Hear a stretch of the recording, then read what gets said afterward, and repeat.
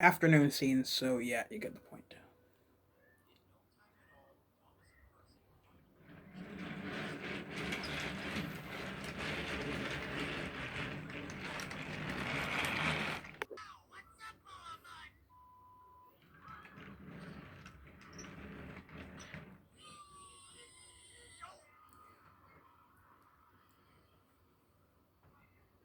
Again, feel free to edit the background.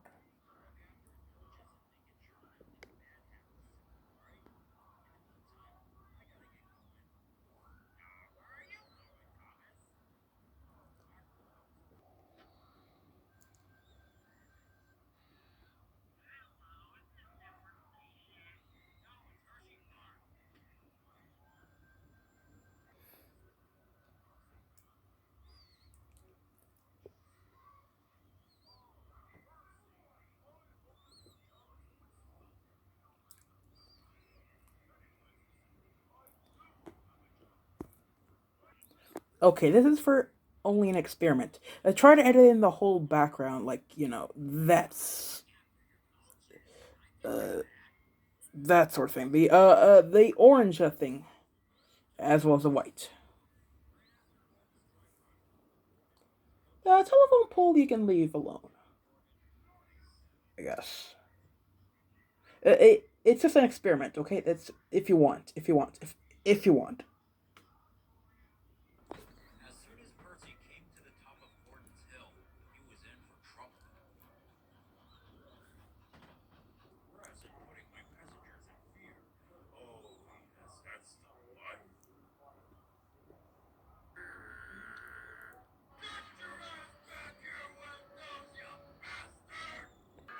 I think you know where this is going. God, I gotta run!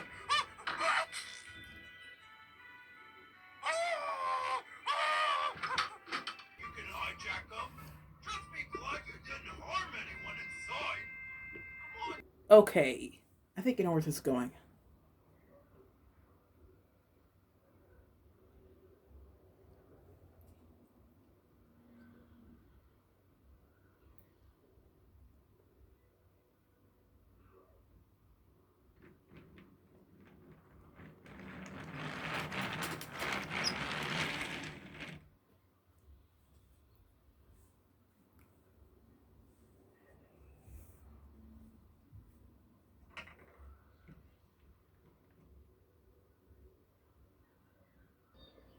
Many, many years ago, as the railway was being built, there became a need for a large viaduct to be built. The men set about the task and were building it in record time. There was, however, one man who seemed displeased with his job. He grumbled dreadfully as he was an all-around bitter.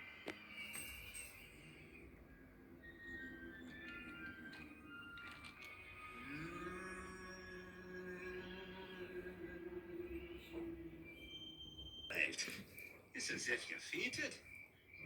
No, no, I just fell asleep.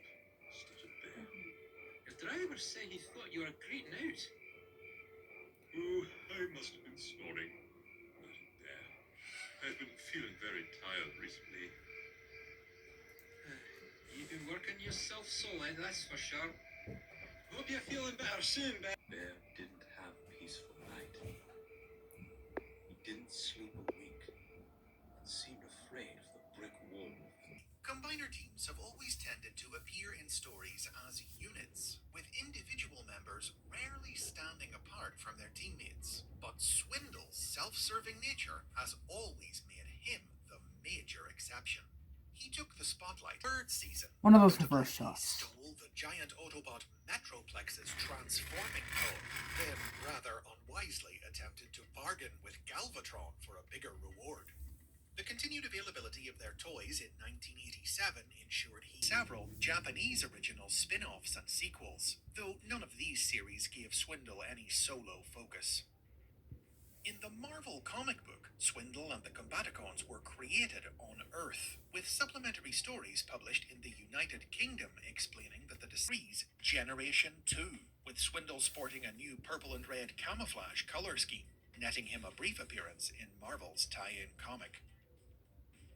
At the beginning of the 21st century, Swindle's name entered a period of being reused for multiple roles in the Armada comic book, when Starscream used him to lure the Autobots' human allies into a trap, only for Swindle to suffer an attack of conscience and help the humans escape. Armada's 2005 sequel series, Transformers Cybertron, featured its own Swindle, a Dune buggy Decepticon who preferred hand-to-hand fighting to using guns. He and his brother Hardtop appeared in a story from the was a con man and a member of the movie version of the Combaticons, who combined into Bruticus Maximus. In and amongst all these alternate versions, new interpretations of the original Japan, it was accompanied by a story in which Swindle masterminded a plan to unleash a plague of cosmic rust on the Autobots. Swindle returned to television in 2008 to stop time. He was foiled and captured by the Autobots, but managed to escape while they were taking him back to Cybertron. When the line was released in Japan, it was accompanied by a story in which Swindle masterminded a plan to unleash a plague of cosmic rust on the Autobots. Swindle returned to television in 2008 in Transformers Animated as an interplanetary arms to take down an Autobot fuel transport. A toy of this Swindle was released in the Transformers Generations toy line, the first classically styled Swindle figure since the original that U Publishing's comic books. Swindle had been a recurring antagonist in IDW's comics since 2007. He was an interplanetary criminal wanted by Autobot lawman Ultra Magnus for popularity of his own outside his team. Most recently, he's been appearing in IDW's new rebooted series as the proprietor. And those are the basics on Swindle. Thanks to Aaron for sponsoring this episode. Share your rampaged out of control and had to be taken down by the Autobots. With many appearances in other toy lines, comics, and games over the years, an intel, continued proof that wherever there's money to be made, a dirty deal to be done, or a sucker to be conned, that's where you will find Swindle. Their fear and hesitation to help the Autobots battle the Decepticons. But like his predecessor, he didn't really have a... Armada's sequel series, 2004's Transformers Energon, also featured its own knockout, another Minicon, who formed the head of his larger partner, the Autobot Ultra Magnus. Obsessed with his looks, chose a sports car alternate mode, unusual for a Decepticon, specifically for its sleek, stylish shape.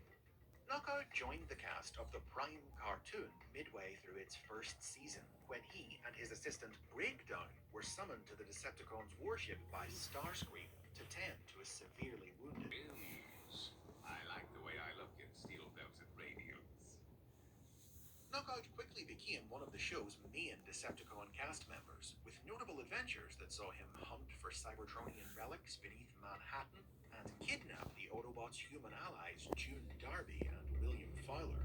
Though his primary concern in the field was usually... This Knockout was an instant favourite with fans, and easily Transformers Prime's standout new character.